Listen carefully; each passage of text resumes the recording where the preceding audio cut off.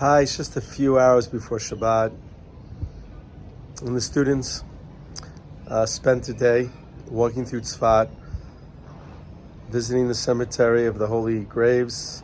Some of them even went to the Arizal's mikvah. We also had some excitement with a little bit of a fire, brush fire, on the hills of Tzfat near the cemetery. That was a little bit of an adventure. This morning, I walked out around 6 o'clock looking for a minyan.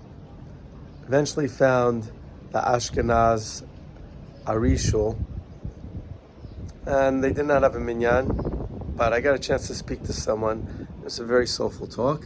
Eventually, I did find a minyan. The thing that was really my highlight of the day, there were 6 boys waiting at the optional prayer service in the morning to put on tefillin.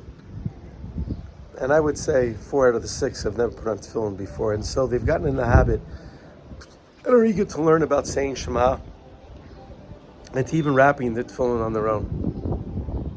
And I feel this great privilege to be part of that journey. I had one student, I should say one participant. We were talking about Rabbi Akiva when we were in Tveria. We talked about Rabbi Akiva.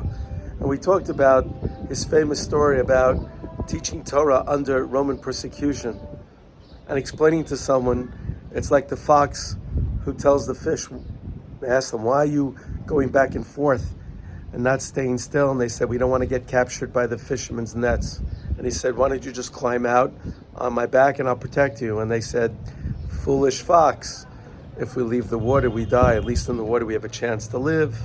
And so Rabbi Akiva says to the person he's explaining this to, if I stop teaching Torah, I'm dead. Perhaps I'll get caught by the Romans, perhaps I won't. And then I had told a story about Rabbi Akiva walking with his friends on the Rabbi, on the holy mountain, and seeing the embers and the destruction of the Beit HaMikdash, and they're crying, and he's laughing.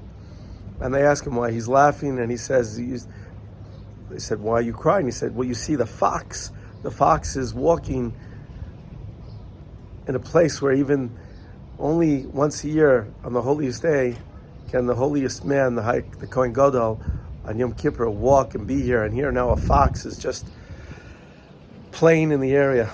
And Rabbi Akiva said, well, the reason I'm laughing is because that fox symbolizes the fulfillment of a prophecy, which is dependent on the prophecy of Mashiach coming. So if this first prophecy is fulfilled, then I know the prophecy of Mashiach will be fulfilled.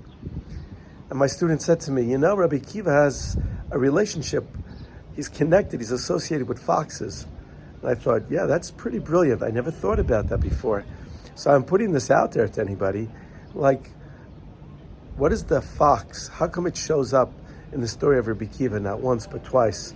And what does that inform us about Rabbi Akiva? Anyway, if you like what you hear, pass it on. I'm ready to spend a wonderful Shabbat with these students. And hopefully it'll be a real soulful experience. And I hope to share that experience with you after Shabbat. Thanks for listening.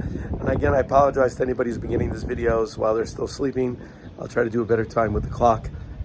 Thanks so much. Shabbat Shalom. And if you like what you hear, pass it on.